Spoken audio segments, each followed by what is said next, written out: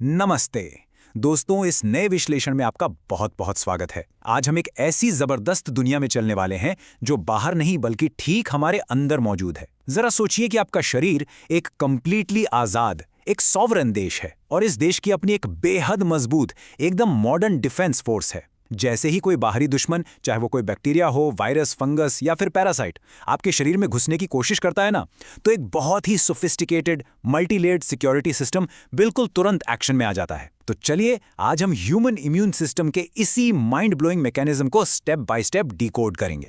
आज का हमारा एजेंडा स्क्रीन पर आपके सामने है। हम 6 अलग अलग हिस्सों में इस टॉपिक को ब्रेक डाउन करेंगे। पहले इम्यूनिटी का एक क्विक ओवरव्यू, उसके बाद इनेट इम्यूनिटी और उसके वाइट ब्लड सेल्स, फिर हम अक्वायर्ड इम्यूनिटी और उसके स्पेशलाइज्ड सेल्स को समझेंगे, और आखिर में अक्वायर्ड इम्यूनिटी के टाइप्स देखेंगे। बहुत ग्राउंड कवर करना है, तो आगे बढ़ते हैं। शुरुआत करते हैं सेक्शन 1 से, इम्यूनिटी ओवरव्यू। जैसा मैंने अभी कहा, हमारा शरीर किसी आज़ाद देश की तरह है जो प्रैक्टिकली हर सेकंड बाहरी दुश्मनों के खतरे में रहता है, और उस अटैक से हमें लगातार बचाने का काम करता है हमारा अपना इम्यून सिस्टम। यहाँ स्क्रीन पर दी गई इम्यूनिटी की इस डेफिनेशन पर जरा गौर कीजिए। इससे एक बात बिल्कुल क्लियर होती है कि इम्यूनिटी सिर्फ कोई एक ऑर्गन या एक सिंपल सा मैकेनिज्म नहीं है। ये एक्चुअली इन्फेक्शन को रोकने की एक पूरी क्षमता है जो एक हाईली कोऑर्डिनेटेड नेटवर्क से आती है, जिसमें आपके सेल्स, टिश्यूज, प्रोटीन्स और मॉलिक्यूल्स सब एक साथ मिलकर लगातार बिना थके काम करते हैं। और बेसिकली ये पूरा डिफेंस सिस्टम 2 मेजर हिस्सों में डिवाइडेड होता है।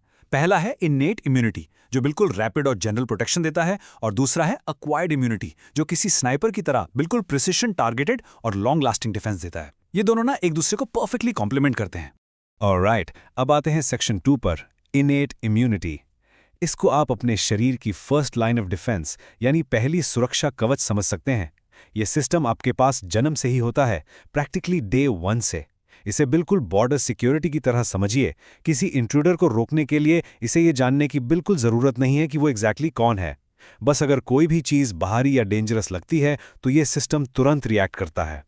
इनेट इम्यूनिटी की इन 3 मुख्य खासियतों को देखिए जरा। पहला, ये कंप्लीटली नॉन स्पेसिफिक है, मतलब ये एक जनरल अलार्म की तरह काम करता है, किसी एक स्पेसिफिक वायरस या बैक्टीरिया के लिए स्पेसिफिकली टारगेटेड नहीं होता। दूसरा, ये फास्ट एक्टिंग है, इसका रिस्पॉन्स बिल्कुल इमीडिएट होता है, कोई वेटिंग पीरियड नहीं, कोई प्रायर ट्रेनिंग की जरूरत नहीं। और तीसरा, और शायद सबसे जरूरी पॉइंट, इसमें कोई मेमोरी नहीं होती।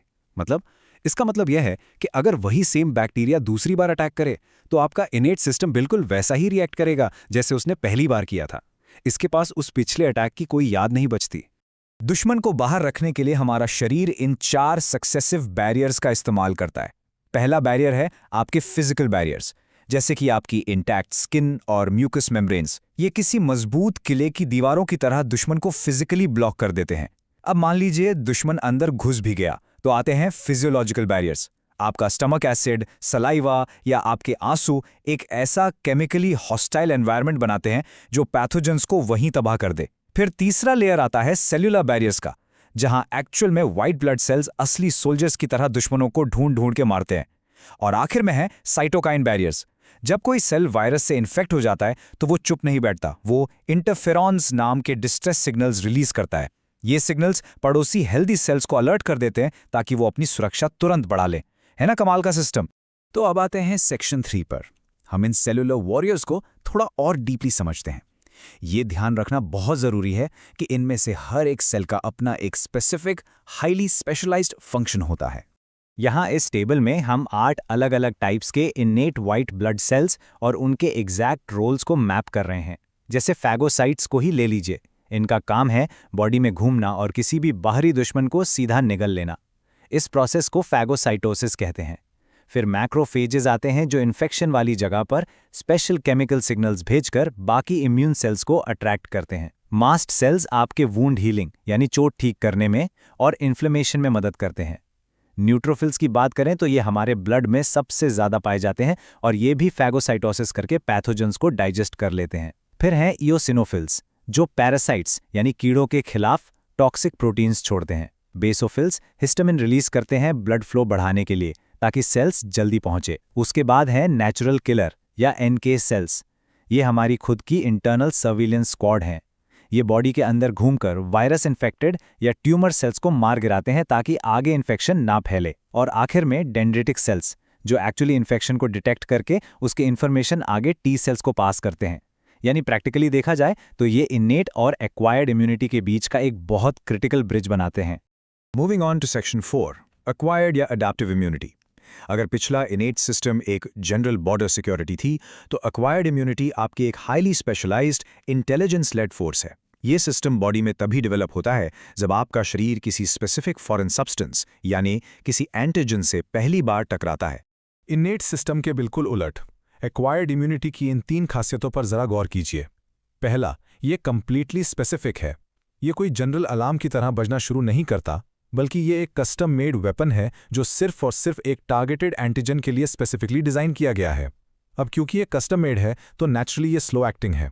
इसे बॉडी में पूरी तरह डेवलप होने में कुछ दिन से लेकर हफ्ते तक लग सकते हैं। लेकिन इसकी सबसे पावरफुल, सबसे अमेजिंग खासियत पता है क्या है?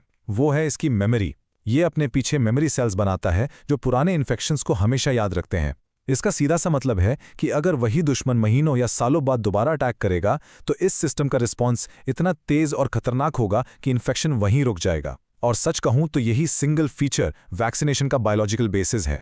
अब तक हमने जो भी डिस्कस किया है, ये कंपैरिजन टेबल उसकी एक परफेक्ट समरी है। ध्यान से देखिए कैसे इनेट और एक्वायर्ड इम्यूनिटी बिल्कुल अलग तरह से फंक्शन करते हैं। इनेट नॉन स्पेसिफिक और इमीडिएट है, जबकि एक्वायर्ड एकदम स्पेसिफिक और स्लो है।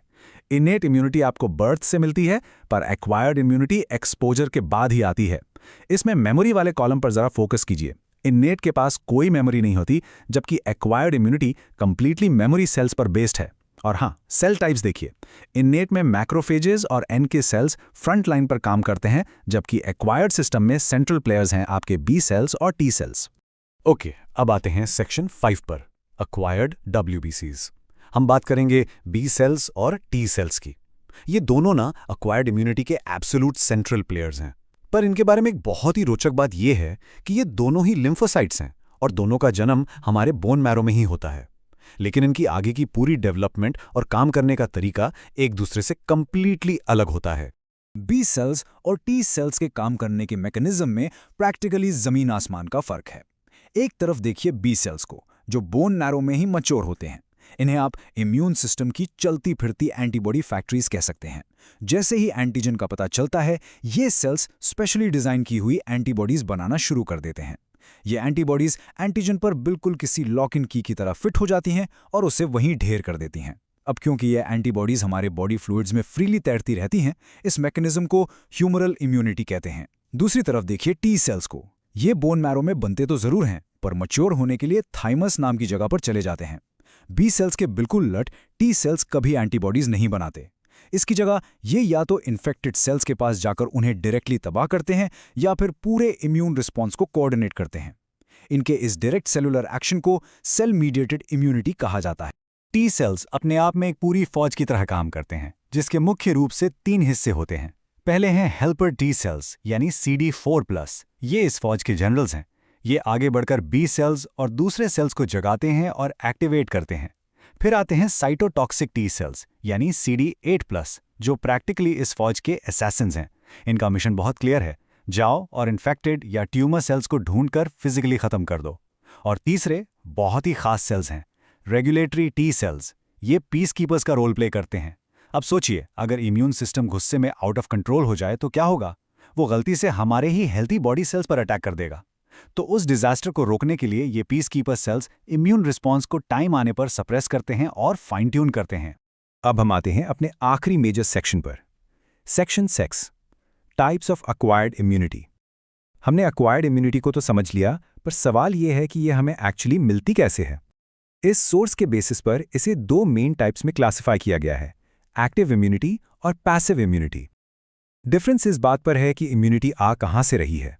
एक्टिव इम्यूनिटी का बहुत ही सिंपल सा मतलब है कि जब आपका शरीर अपने डिफेंस की फुल ओनरशिप खुद लेता है, वो किसी बाहरी एंटीजन से मेहनत करके लड़ता है और खुद अपने हिसाब से एंटीबॉडीज बनाता है। इस प्रोसेस की वजह से बॉडी में मेमोरी सेल्स बन जाती हैं और ये इम्यूनिटी लंबा असर दिखाती है। इसमें एक होता है नेचुरल एक्टिव, जहां आप नॉर्मली बीमार होते हैं, जैसे किसी को चिकन पॉक्स हुआ और ठीक होने के बाद बॉडी ने नेचुरली उसकी इम्यूनिटी बना ली। और दूसरा है आर्टिफिशियल एक्टिव, जो हमें टिपिकली वैक्सीन्स के थ्रू मिलती है, वैक्सीन में हम जानबूझकर एक वीकेंड वायरस बॉडी में डालते हैं ताकि हमारा शरीर उससे लड़ना सीख ले बिना खतरनाक रूप से बीमार हुए, जैसे मीजल्स, बीसीजी या आजकल कोविड-19 वैक्सीन्स के केस में होता है। अब दूसरी तरफ आती है पैसिव इम्यूनिटी। यहाँ आपकी बॉडी को खुद से कोई मेहनत नहीं करनी पड़ती, सुरक्षा सीधे किसी एक्सटर्नल सोर्स से बोरो कर ली जाती है। इसका रिजल्ट क्या होता है? तुरंत असर मिलता है, एब्सोल्युटली इमीडिएट, पर ड्यूरेशन छोटी होती है क्योंकि इसमें बॉडी अपनी कोई मेमोरी सेल्स नहीं बनाती। ये भी बेसिकली दो तरह की होती हैं। एक है नेचुरल पैसिव, जिसमें एक माँ अपनी बनी बनाई एंटीबॉडीज अपने बच्चे को प्लेसेंटा या ब्रेस्ट मिल्क के जरिए नेचुरली पास ऑन करती है ताकि शुरुआती महीनों में नया बच्चा सुरक्षित रहे। और दूसरा है आर्टिफिशियल पैसिव। ये लाइफ सेविंग इमरजेंसी ट्रीटमेंट्स में यूज होता है। जैसे मान लीजिए किसी को सांप ने काट लिया तो एंटीवेनम दिया जाता है, या डॉग बाइट के बाद रेबीज का इंजेक्शन। इनमें रेडीमेड एंटीबॉडीज बाहर से एक्सटर्नली बॉडी में इंजेक्ट की जाती हैं, इमीडिएट डिफेंस के लिए। इस फाइनल समरी टेबल में इन दोनों एक्टिव और पैसिव मैकेनिज्म्स का एकदम क्लियर कंपैरिजन देखा जा सकता है। आप यहां साफ देख सकते हैं कि कैसे मैकेनिज्म का तरीका और उसका ड्यूरेशन आपस में लिंक करते हैं। एक्टिव इम्यूनिटी का ऑनसेट बेशक स्लो है, पर ड्यूरेशन काफी लॉन्ग लास्टिंग है, क्योंकि अगर आप मेमोरी सेल्स वाले कॉलम में देखेंगे तो वहां येस लिखा है। वहीं दूसरी तरफ पैसिव इम्यूनिटी तुरंत अपना जादू दिखाती है, इमीडिएट प्रोटेक्शन, लेकिन नो मेमोरी सेल्स होने की वजह से ये कुछ हफ्तों या महीनों में पूरी तरह फेड हो जाती है। ये फर्क सिर्फ थ्योरी नहीं है, बल्कि हमारे बायोलॉजिकल डिफेंसेस और एडवांस्ड मेडिकल ट्रीटमेंट्स को समझने की एक बहुत बड़ी फाउंडेशन है। जाते जाते स्क्रीन पर इस एक आखिरी सवाल पर थोड़ा सोचिएगा। अगर हमारा ये एक्वायर्ड इम्यून सिस्टम किसी स्पेसिफिक पैथोजन को लिटरली जिंदगी भर याद रखने की काबिलियत रखता है, तो क्या हो अगर हम इन मेमोरी सेल्स के फुल पोटेंशियल को कंप्लीटली अनलॉक कर लें? क्या हम आने वाली नई और बिल्कुल अनजानी बीमारियों को हमेशा के लिए जड़ से खत्म कर सकते हैं? सच में हमारी खुद की बायोलॉजी, हमारे अंदर की ये इंटेलिजेंस और अडैप्टेशन वाकई में हैरत अंगीज है। जरूर सोचते रहिएगा इस बारे में। दोस्तों, हमारे साइंटिफिक विश्लेषण के साथ जुड़े रहने के लिए आपका बहुत बहुत शुक्रिया। Keep learning and keep exploring.